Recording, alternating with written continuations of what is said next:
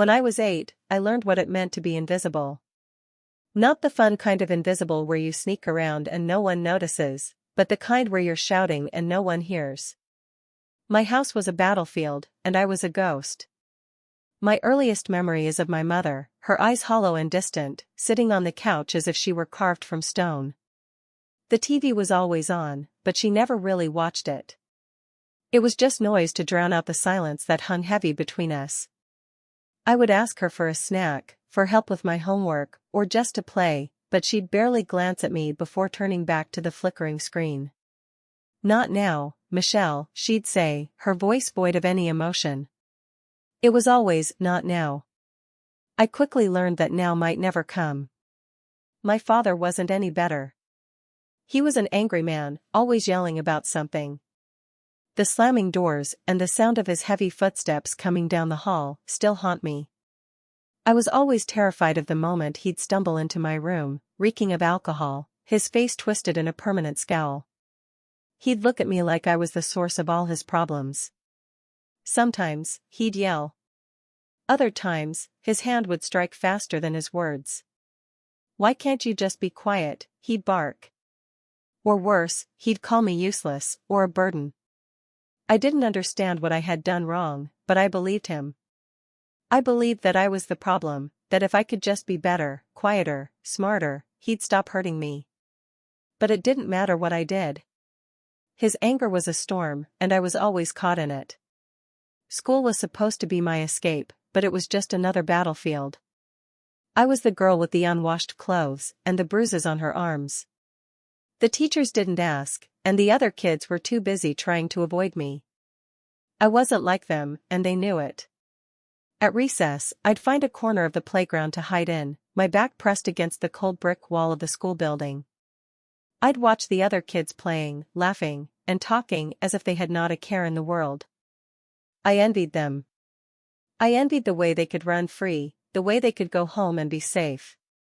One day, a boy named Tommy came up to me. He was one of the few who didn't avoid me. "Why don't you play with us?" he asked, his voice full of innocence. I shook my head, too afraid to tell him that I didn't know how. That I had never really played before. But he was persistent, pulling me to my feet and dragging me over to where the other kids were playing tag. For a moment, I felt like I belonged. I felt like I could be normal. But when I got home that day, my father was waiting. He didn't like it when I came home late, even if it was just a few minutes. I could tell from the look in his eyes that it was going to be a bad night. He grabbed my arm, his grip like a vice, and dragged me into the kitchen. "Where the hell have you been?" he snarled, his breath hot against my face. "I was just playing," I stammered, trying to pull away. He didn't like that answer. The first slap came so fast I didn't see it coming. The second knocked me off my feet. I hit the floor hard, the taste of blood filling my mouth. "I don't want to hear your excuses," he spat, standing over me. "You're nothing but trouble." I didn't cry. I had learned not to. Crying only made it worse. Instead, I curled up on the floor, waiting for it to be over, waiting for him to leave me alone. When he finally did, I crawled to my room, locked the door, and lay in bed, staring at the ceiling. I tried to remember what it felt like to play, to laugh. But it was slipping away, like a dream you can't quite hold on to. By the time I turned 15, I had perfected the art of disappearing. I was the girl who sat at the back of the class, who never raised her hand, who never spoke unless spoken to. I was the girl who slipped through the halls unnoticed, who went straight home after school, who avoided everyone. I had learned that the less I was seen, the safer I was. If I stayed out of my father's way, if I didn't ask for anything, if I didn't make a sound, maybe, just maybe, he'd forget I existed. But there was one person who refused to let me disappear. Mrs. Thompson was my English teacher, and she saw through my facade. She was a kind woman, always smiling, always encouraging us to do our best. But I couldn't understand why she cared. One day, she kept me after class. My heart pounded in my chest as I watched the other students file out, leaving me alone with her. "Michelle," she said gently, I've noticed you've been very quiet lately. I stared at the floor, my hands trembling. I'm fine, I mumbled. She didn't believe me. I could feel her eyes on me, searching for the truth. You know, it's okay to talk about what's bothering you, she said. You don't have to carry it all by yourself. I wanted to tell her everything. I wanted to tell her about the nights I spent hiding in my room, about the bruises that never seemed to fade, about the way my mother ignored me and my father's words cut deeper than any knife. But I couldn't. I couldn't let her see how broken I was. Instead, I shook my head. There's nothing to talk about, I whispered. She sighed, and I could see the sadness in her eyes. Michelle, if you ever need someone to talk to, I'm here. You don't have to go through this alone. But I wasn't ready to trust anyone. Not yet. So I nodded, gathered my things, and left the classroom as quickly as I could. By the time I was 18, I was a master at keeping secrets. I had learned to hide my pain behind a mask of indifference, to lock away my emotions where no one could find them. I had become a shell of a person, hollow and empty, just trying to survive. But something changed when I met Sarah. She was everything I wasn't: confident, outgoing, full of life.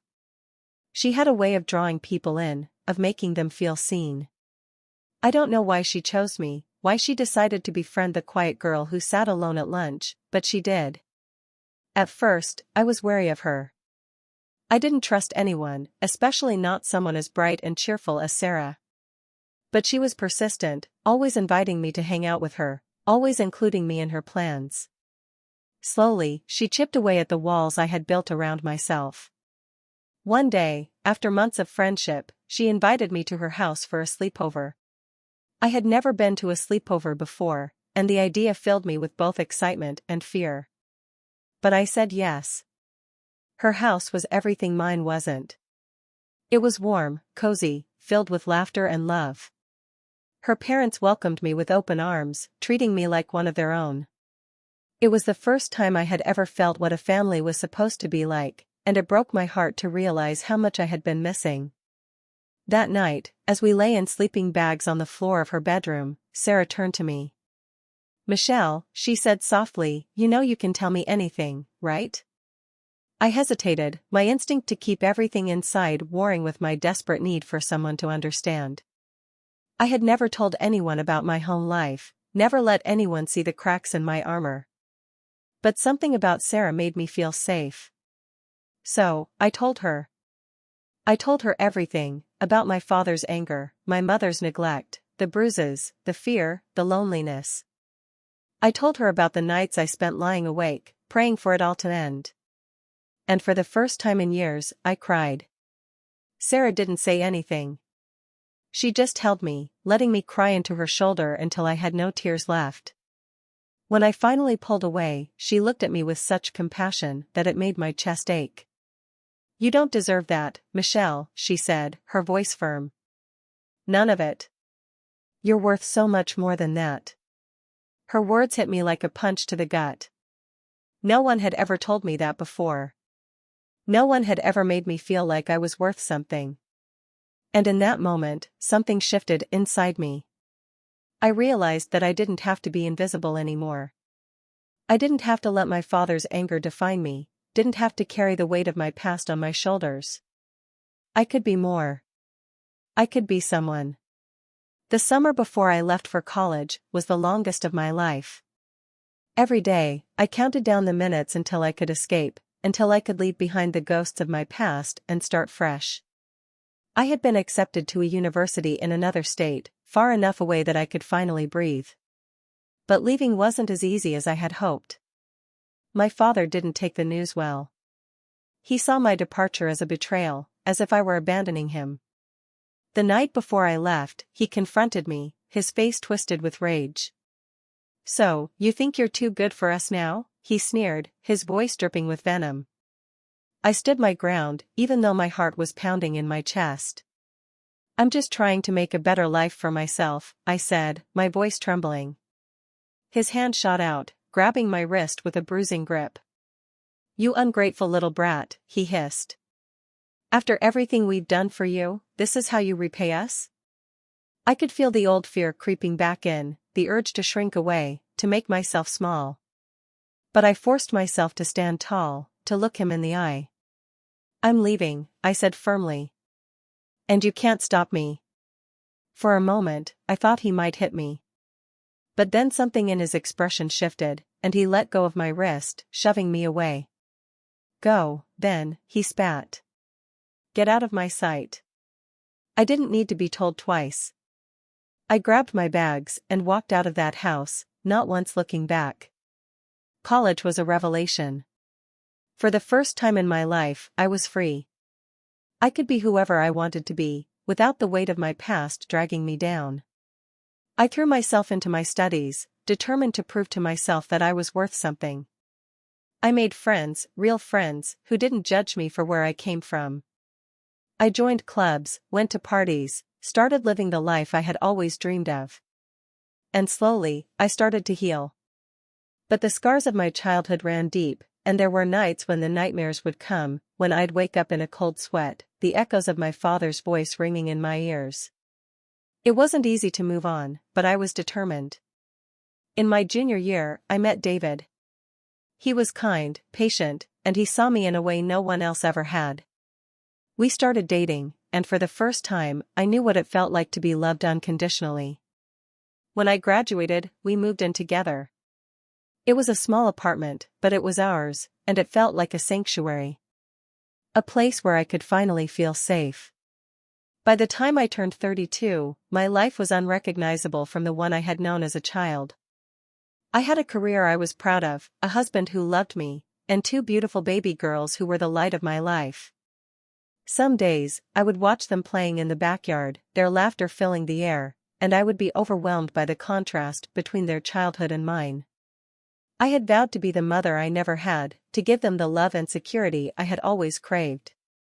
But the past has a way of creeping up on you when you least expect it. One day, as I was tucking my eldest daughter, Lily, into bed, she asked me a question that stopped me in my tracks. "Mommy," she said, her big brown eyes looking up at me, "why don't we ever see Grandpa and Grandma?" I froze, the words catching in my throat. How could I explain to a 6-year-old that the people who were supposed to love me had hurt me in ways I could never fully express? "They live far away," I said finally, brushing a strand of hair from her forehead. It was the closest thing to the truth that I could give her. Lily frowned, clearly not satisfied with my answer. "But can't we visit them?" I swallowed hard, forcing a smile. "Maybe one day," I said, though I knew that day would never come. As I left her room, I felt a heaviness settle in my chest. I had worked so hard to build a new life, to create a safe, loving home for my children, but the shadows of my past still lingered. I knew I couldn't run from them forever. A few weeks after that conversation with Lily, I received a phone call that I had been dreading for years. It was my mother. I hadn't spoken to her in over a decade, and hearing her voice on the other end of the line sent a shiver down my spine. "Michelle," she said, her voice shaky, "your father, he's not well. The doctors say he doesn't have much time." For a moment, I was silent, trying to process the flood of emotions that washed over me. Anger, fear, guilt, they all tangled together, leaving me feeling lost. "I don't know if I can do this," I whispered, more to myself than to her. "You don't have to," she said, her voice soft. "But, if you want to say goodbye, now is the time." I hung up the phone, my hands trembling. Part of me wanted to forget the call ever happened, to pretend that chapter of my life was well and truly closed. But another part of me, the part that had spent years trying to heal, knew that I couldn't ignore it. Not if I wanted to move forward. So, I made the decision to go back. David offered to come with me, but I told him I needed to do this alone. I wasn't sure what I expected when I walked into that hospital room, but seeing my father lying there, frail and weak, was not it. He looked up at me, and for the first time I saw something in his eyes that I had never seen before: regret.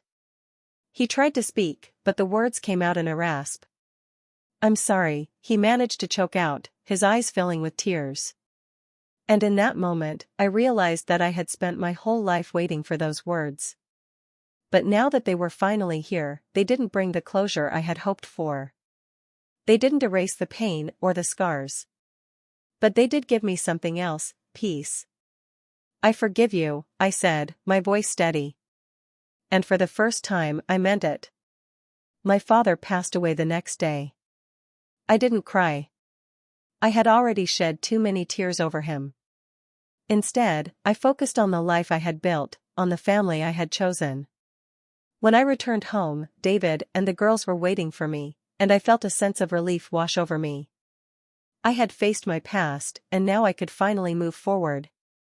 I told Lily the truth, as much as she could understand. I told her that sometimes, people make mistakes, big mistakes, but that we can choose to forgive them, even if we don't forget.